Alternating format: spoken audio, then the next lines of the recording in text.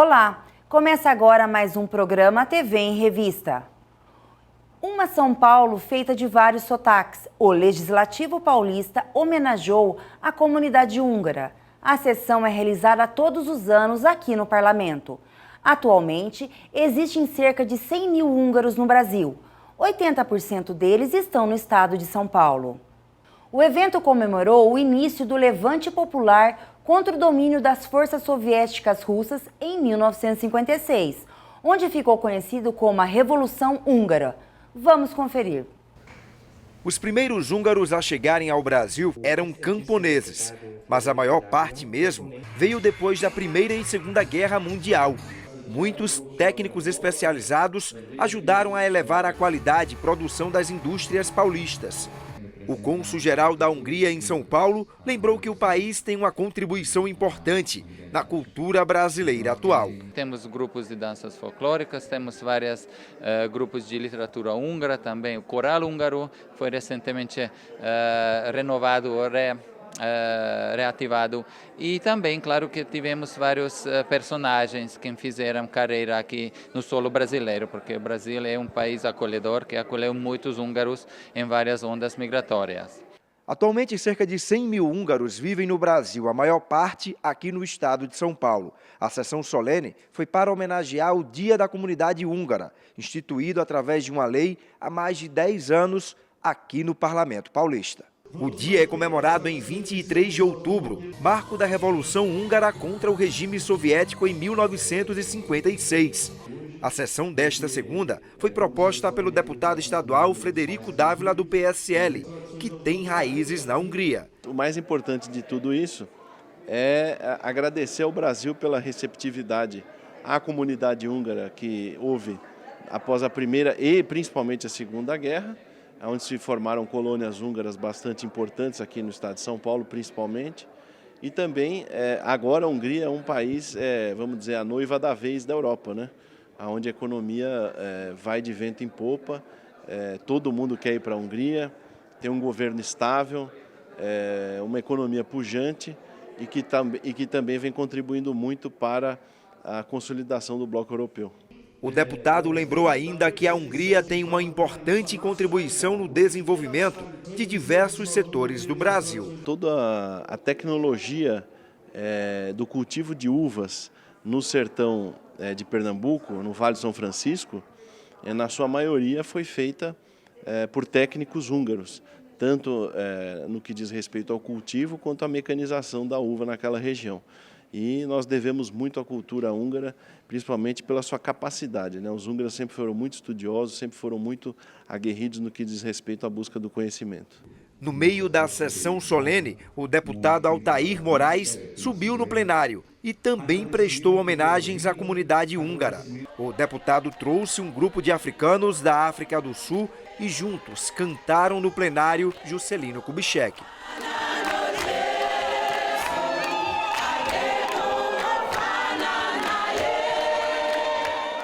Uma homenagem muito grande à comunidade húngara, ao meu país, Hungria. Então, eu posso dizer que estou um pouco comovido. E agora, com a iniciativa do deputado Frederico Dávila, que também tem origem húngara, é uma homenagem dupla, eu posso dizer. Ele foi o 27º governador de São Paulo, foi senador, deputado federal e ministro do Trabalho. Publicou diversas obras jurídicas e políticas, voltadas principalmente ao tema da justiça social. A Assembleia Legislativa de São Paulo homenageou o político e jurista André Franco Montoro. O repórter Jeremias Gomes acompanhou o evento. Vamos conferir.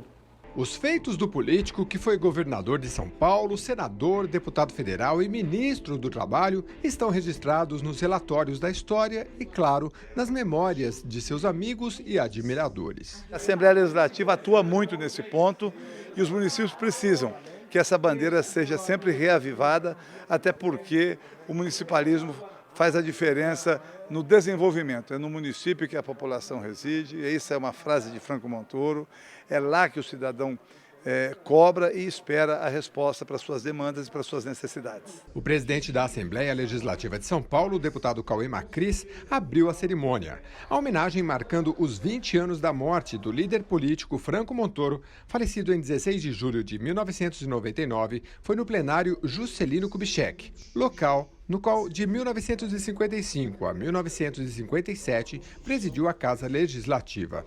A iniciativa das honrarias foi da deputada Carla Morando, do PSDB, que acompanhou o evento ao lado de seu marido, Orlando Morando, prefeito de São Bernardo do Campo. Um homem que foi um principal ator aí para essa questão toda das diretas já e a gente poder ter o nosso Brasil redemocratizado. Então, eu acho que uma homenagem melhor que essa, num momento em que faz 20 anos, não poderia passar em branco, né? E foi por esse motivo que eu decidi fazer. A parlamentar, que é líder do PSDB na Assembleia Legislativa, conferiu a homenagem a André Franco Montoro na pessoa de seu filho Ricardo Montoro, que também é político e, dentre outros cargos, foi deputado estadual por São Paulo. Acho que essa homenagem é um despertar, né, para a consciência de que o Brasil precisa de pessoas com a responsabilidade social, com a visão política e com a coragem que o meu pai teve, que o Franco Montoro teve junto com a dona Lucy, no comando do Estado de São Paulo. No Parlamento Paulista, um dos principais locais reservados a debates e encontros leva o nome do homenageado, o Auditório Franco Montoro. Ele foi o primeiro governador eleito para São Paulo pelo voto direto, após o período de eleições indiretas durante a ditadura militar brasileira. Foi também organizador da campanha por eleições diretas em São Paulo, fatos lembrados pelo ex-governador Geraldo Alckmin. Quando a gente pensa em Franco Montoro, nós pensamos na grande política. Eu acho que é um exemplo para todos nós e nesse momento da vida brasileira é muito importante relembrar figuras da estatura do Franco Montoro. E um homem humilde, era um servidor, né? Ele gostava de citar o padre Lebré, que dizia: na política a gente deve ser um Zé Ninguém, a serviço de uma grande causa. Importante é a causa, né? Servir a população. Ao Parlamento Paulista vieram expoentes da política, amigos e admiradores do político. Entre eles, o governador de São Paulo, João Dória. O presidente do Parlamento Paulista, deputado Cauê Macris, falou do legado político do homenageado, em especial pela construção e manutenção da democracia do país. Eu tenho um orgulho muito grande, falei na minha fala aqui, de ocupar a cadeira de presidente da Assembleia, que já foi de André Franco Montoro, uma pessoa referência, governou nosso estado, senador, ministro, né, um artífice da direta já, luta pela democracia, do voto direto das pessoas, né, do social, da participação, do liberalismo econômico, mas com o social sempre presente, ajudando aqueles que mais precisam, né. Uma felicidade muito grande da líder Carla Morando em prestar essa homenagem a André Franco Montoro, com a presença de tantas autoridades, governador do estado, nosso ex-governador Geraldo Alckmin, né, e tantas autoridades aqui presentes para prestigiar essa pessoa que foi símbolo da democracia e símbolo do nosso estado de São Paulo. Foi intenso o debate parlamentar na reunião da Comissão de Defesa dos Direitos da Pessoa Humana, da Cidadania, da Participação e das Questões Sociais. Ocorreu no auditório Teotônio Vilela. A repórter Caterine Achute acompanhou o debate. 5 projetos de lei foram aprovados, entre eles o PL 574 de 2016, de autoria da deputada Márcia Lia do PT, que dispõe sobre o direito das unidades familiares homoafetivas nos programas desenvolvidos pelo Estado. E também o 1044 de 2017, de autoria da deputada Beth Saão do PT, que dispõe sobre a composição mínima de 50% de mulheres nos conselhos estaduais. Durante o encontro, foi discutido o projeto de lei 870 de 2017, de autoria do deputado Cálio Gianazzi do PSOL, que institui o Dia Estadual de Luta contra o Encarceramento da Juventude Negra. O PL, que gerou polêmica entre os parlamentares, dividiu opiniões e terminou com o pedido de vista. Foi discriminatório, é simples assim. Quando a gente institui um dia de encarceramento da juventude negra, tem juventude branca que está sendo encarcerada. Quando a gente fala de encarceramento, quando a gente fala de violência, de prisão, isso é etnia o que menos conta. Tem muita gente de outras etnias que estão presas. Então, eu acho que isso é mais discriminatório do que protetivo, entendeu? Por isso que eu fui contrário também. Olha, negar o encarceramento da juventude negra é negar o óbvio, é desconhecer as estatísticas. Basta você entrar nos presídios do estado de São Paulo, que nós vamos ver que a maioria dos apenados são negros, e principalmente jovens. Jovens que às vezes são presos, são detidos por questões que poderiam ter sido resolvidas de uma outra maneira. E com uma carga de intolerância e de preconceito e de racismo muito grande. É contra isso tudo que nós lutamos. Devido à agenda de compromissos dos deputados e às acaloradas discussões durante o encontro, a reunião da Comissão de Direitos Humanos terminou antes de analisar os 29 itens propostos na pauta. A presidente desta comissão, a deputada Beth Saão, do PT, fez um apelo aos parlamentares para que os trabalhos sejam encerrados no próximo encontro. Temos algumas audiências, inclusive vamos receber o secretário de Justiça e Cidadania, o secretário estadual, e temos que ter datas para isso. Portanto, eu espero que na semana que vem, na terça-feira da semana que vem, a gente consiga encerrar essa pauta e ser céleres um pouco. No próximo bloco, Frente Parlamentar em Defesa das Instituições Públicas de Ensino está preocupada com a possível fusão do CNPq com a CAPES. A gente volta já já, não saia daí.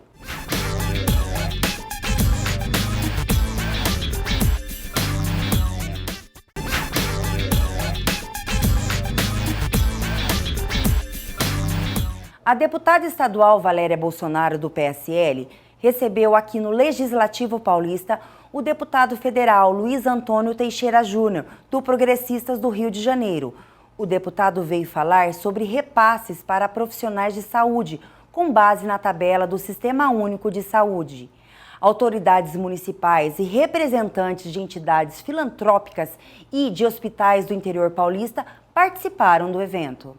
Organizada pela deputada Valéria Bolsonaro, do PSL, a ideia do evento é reunir entidades filantrópicas e hospitais para discutir o baixo valor repassado em procedimentos ligados ao câncer. Eu estou com a frente parlamentar da pessoa com câncer, então a gente tem do combate ao câncer, então a gente tem percorrido todas as cidades do estado, conversando com os hospitais, as entidades, e a reclamação gira em torno da grande dificuldade de atendimento por conta dessa tabela que já está aí congelada há quase 17 anos, né?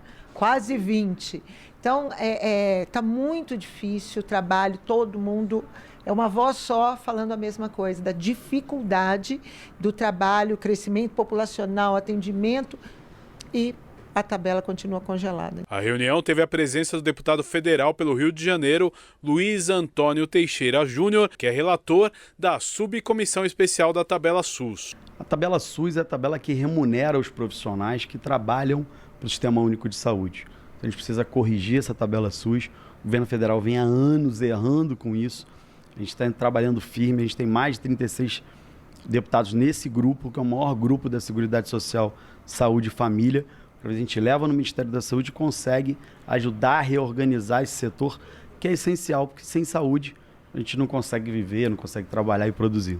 Vários municípios foram representados na reunião, entre eles Campinas, com o seu secretário de saúde. A oncologia é uma área da saúde que não tem como diminuir, só vai aumentar.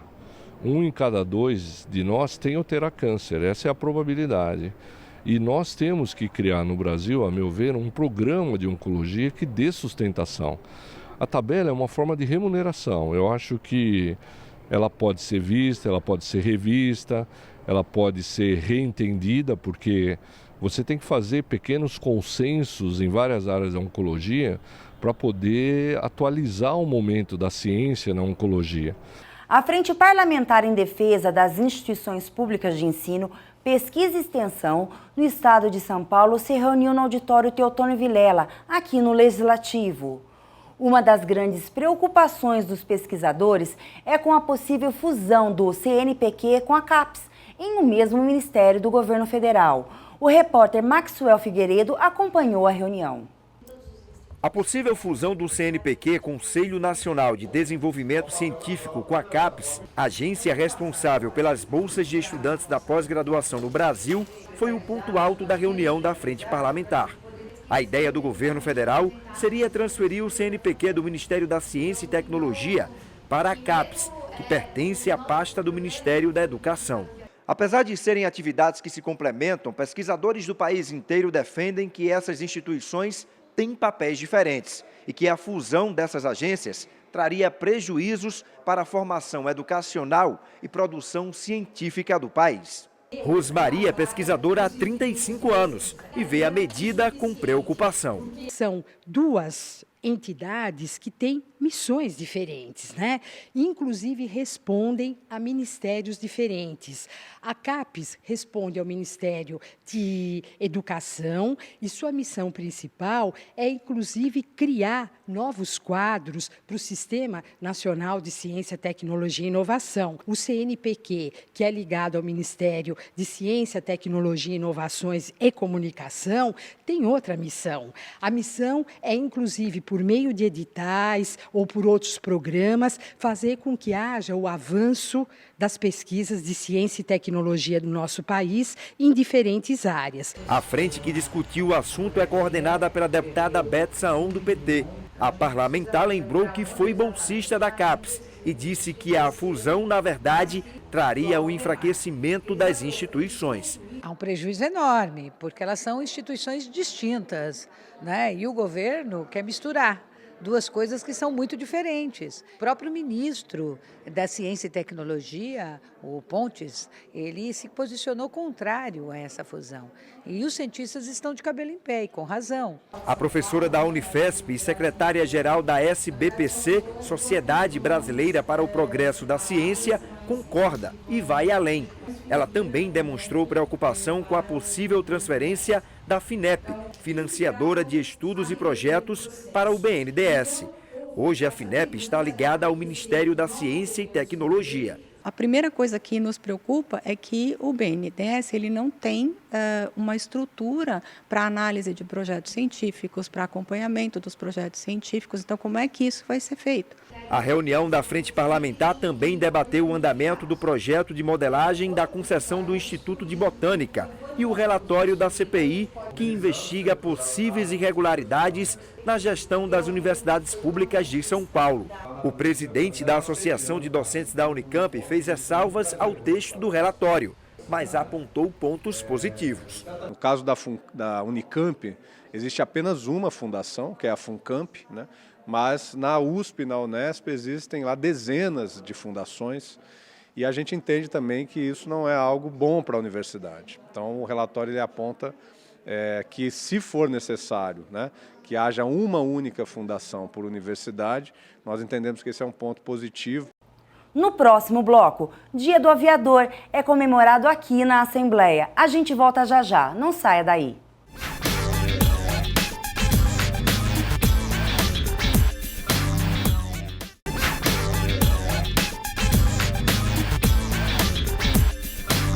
Reunião da Comissão de Saúde do Legislativo Paulista. Na pauta, os projetos de lei relacionados com cuidados com a saúde da sociedade. Vamos conferir.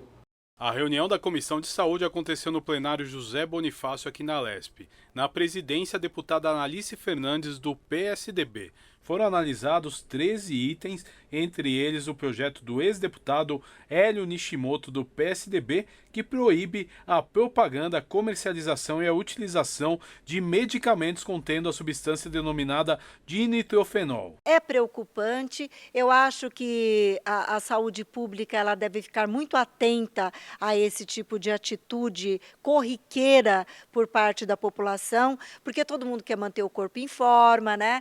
E é lógico que essa questão do emagrecimento é uma das grandes corridas, principalmente de mulheres, nas farmácias para adquirir um medicamento que possa realmente diminuir o apetite e emagrecer. Então, é um projeto que foi aprovado aqui, sabe, para que as pessoas tenham consciência da gravidade dos efeitos que esse medicamento traz para o organismo das pessoas que optam por ele. Na verdade, a ideia é que esse medicamento tem trazido vários problemas aí para várias famílias. Então, a ideia do deputado Hélio é aguardar uma decisão mais soberana da Anvisa, de órgãos federais, e por isso a gente concordou com a ideia do deputado Hélio, porque havia muitas pessoas, por conta das facilidades eventuais de emagrecimento e tal, então a gente simplesmente colaborou aí com uma boa ideia do deputado Hélio para que aguardasse melhor um parecer mais técnico vindo da Anvisa ou de outros órgãos regulamentadores. Outra discussão na comissão foi o projeto de lei do deputado Campos Machado, do PTB, que autoriza o funcionamento de gabinetes optimétricos de profissionais habilitados para o atendimento na saúde visual primária na rede privada do Estado, com parecer negativo da deputada Janaína Pascoal, do PSL, e pedido de vistas do deputado José Américo, do PT. Fico bastante preocupada, embora o deputado, o autor do projeto, teve uma iniciativa importante para agilizar as consultas de oftalmologia na rede pública e privada do Estado, mas eu entendo como profissional da saúde que nós estaríamos abrindo uma brecha muito grande para que casos sérios de doenças oftalmológicas passassem desapercebidos no momento dessa consulta. E a consulta, o nome já diz, consulta médica. Não é consulta com um profissional não qualificado para prescrição de receitas e também de óculos. No dia 23 de outubro de 1906, o brasileiro Alberto Santos Dumont tornou-se o primeiro ser humano a voar. E por conta disso, a Lei 218, aprovada 30 anos depois, decretou a data como o Dia do Aviador no Brasil.